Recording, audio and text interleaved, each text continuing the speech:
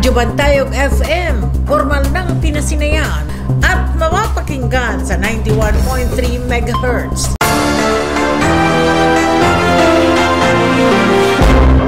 Isinagawa ng Radyo Bantayog FM 91.3 ang formal na inauguration at blessing ng kanilang bagong FM station sa lalawigan ng Camarines Norte, partikular sa Barangay Binanwaan, Talisay. Dinaluhan ito ng mga opisyal ng barangay at ng acting governor ng lalawigan na si Joseph Ascucha bilang panauhing pandangal. Kinocongratulate ko po si Kuya Cesar sa kanyang talaga namang at 81 years old ay very energetic pa po si Kuya Cesar na nagagawa niya yung mga gusto niyang gawin.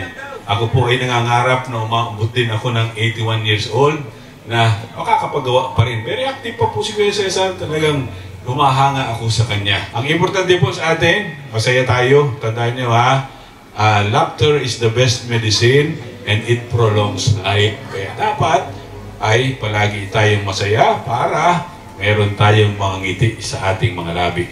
Ayon kay Cesar Barcelona, COO at may-ari ng Radyo Bantayog FM, umabot ng 1.5 taon ang kanilang ginugol upang maisakatuparan ang naturang proyekto. Isa sa pangunahing layunin ng pagkakatatag ng bagong himpilan ay upang labanan ang paglaganap ng fake news sa lalawigan. Sa ating lalawigan, madaming mga media na hindi nagsasabi ng totoo at nagkakaroon ng tinatawag na magulong kaisipan ng ating mga taga-subaybay. It took me 1.5 years to set this up.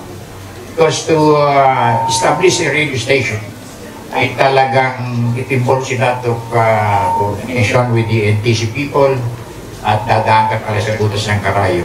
This is intended really to cleanse the airwaves of mga fake news. Dagdag pa ni Barcelona, mas magiging mahigpit ang kanilang panuntunan sa ethics at disiplina ng mga radio anchors upang matiyak na patas, malaya at responsableng pamamahayag ang ihahatid sa publiko. Bilang bahagi ng pagpapatibay sa journalistic standards, inihayag niyang may mga bago silang broadcasters na mga nagtapos ng kursong development communication. I am going to impose discipline sa ating mga broadcaster na hindi dapat sila mag-engage dun sa mga unprofessional na trabaho. Kaya maasa ko na itong ating mga bagong kinuhang mga tagapamahayag.